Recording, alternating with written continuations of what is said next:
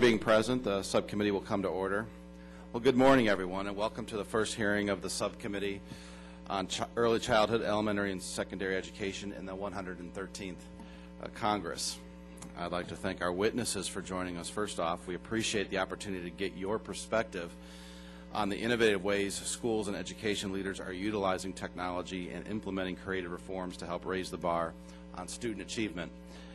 And Ms. McCarthy, before we begin, I'd also like to take a moment just to say it's an honor to serve with you. Look forward to a great term on this committee, a great hearing first off, and everything in between. Well, I thank you, and I'm looking forward to working with you. We have a great opportunity to work with things to make a difference in our children's lives. I think so as well. I hope so, and I think we have a good a lot of commonality here, a lot of good bipartisanship.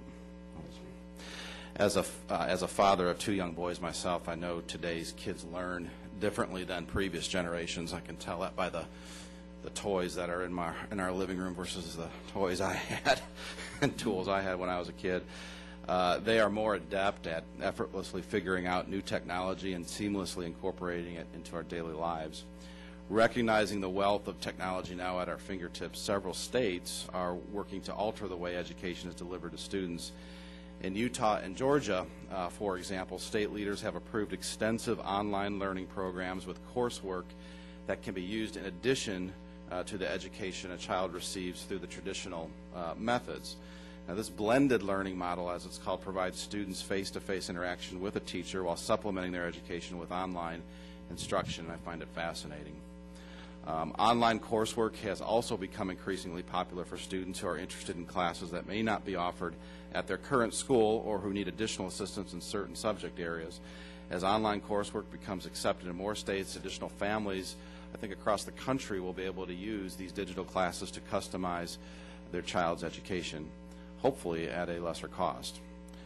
Virtual schools, which are currently offered in 28 states, provide another option for families seeking additional choices. In the 2011-2012 school year, more than 500,000 students were enrolled in virtual schools, either part-time or full-time, a 16% increase from the previous year. For children in rural areas or whose schools otherwise aren't able to fully support their needs, virtual schools provide a critical opportunity to keep learning and stay on track for graduating, fully prepared for college or the workforce. In my home state of Indiana, if I can brag just a little, leaders have taken steps to expand access to blended learning programs in virtual schools, including virtual charter schools. In 2011, Indiana legislators took action to allow more of these innovative online institutions to seek sponsors in districts throughout Indiana to start their own public programs.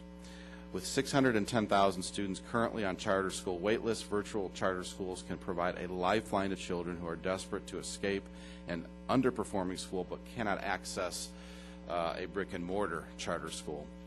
As we have said many times in this committee, helping ensure families can make choices about their children's education is the key to strengthening our education system as a whole.